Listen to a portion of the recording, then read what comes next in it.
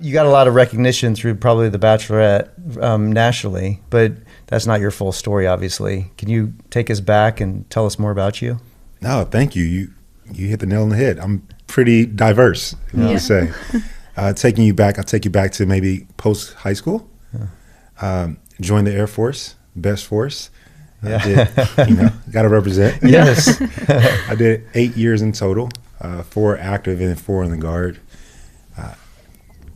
In my time in the active duty Air Force, I was like the dorm chief in boot camp. It's like the student TI, the leader of all these grown men. I was 21 and like 40 pounds senior. And we have these older men around me, some younger, some older, and I'm having to like learn how to be a leader in that moment and get these men to do certain things that we're not supposed to be able to do, and not get in trouble for everything that everyone does. So that is a pivotal pillar in who I am as a person.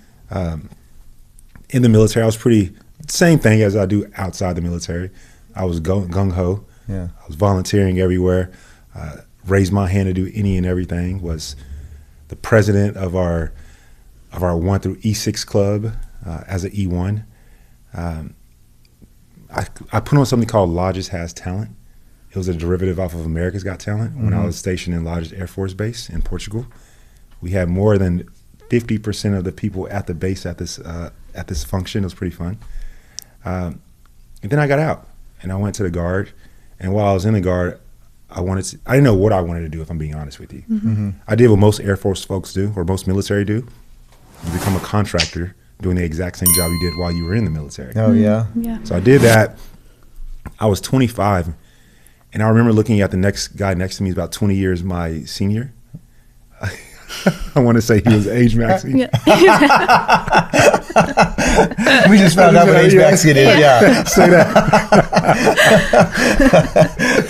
But saw this guy, and no offense to anyone, but I didn't like the lifestyle of what I saw my future could be working at a desk. I mean, I was getting paid great money, but I was falling asleep at work. Yeah. And I was like, it's more than, money. You got to have fulfillment. And so I went to a job fair, and a guy stopped me, and he said, "You know why I stopped?" I said, "No, sir." He was like, "Because you have a suit on. You look the part."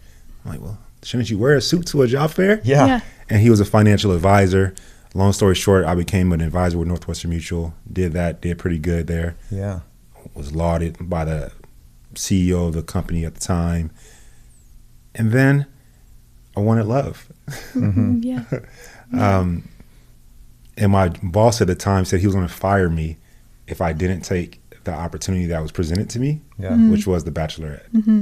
And so after lots of deliberation, matter of fact, the show had to call me a few times because I wasn't doing what they needed me to do because I didn't think they wanted me to be on. So I was like, well, I would not even do this. And long story short, I went on.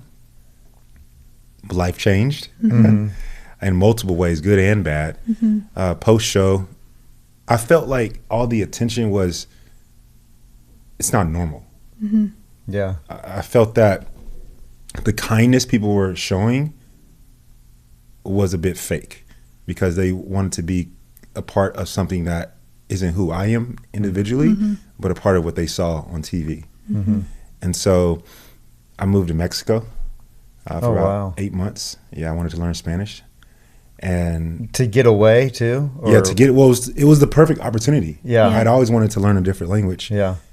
And it was just an opportunity that was a moment to get away from everybody and everything and the noise. But then when people know you're in Mexico, it's like, oh, come on. Yeah. Can I just... All of a sudden people start popping up. Yeah, can I just be? Yeah. Yeah. So much admiration goes to all those folks that, what Lady Gaga said best, fame is prison. I don't think it's normal. Yeah. And so I had to get away. But then I came back and then went again. I traveled again. I lived in Costa Rica for about a few months, about 3-4 months. And I had a huge situation that took place on my skin to where I had to come back immediately and see a dermatologist who said, you need to see an allergist. Long story short, I'm allergic to 79 out of 83 allergens tested. Oh my gosh. So I was like, okay, I should just be in a bubble. Yeah. And I started doing what most humans do in 2023. You Google, hey, what the heck is wrong with me? Yeah. And found that goat milk has been long revered as a sacred balm for people with dry and sensitive skin. Do more research, find that we don't have necessarily a standard of what that should look like. And so I went down that path. Yeah. Wow. It's amazing. Wow. What a story. City Lifestyle is a local luxury media brand with a presence in over 250 locations nationwide, reaching nearly 6 million people across print and digital. Each location is independently owned and dedicated to celebrating the people, businesses, and stories that define its community.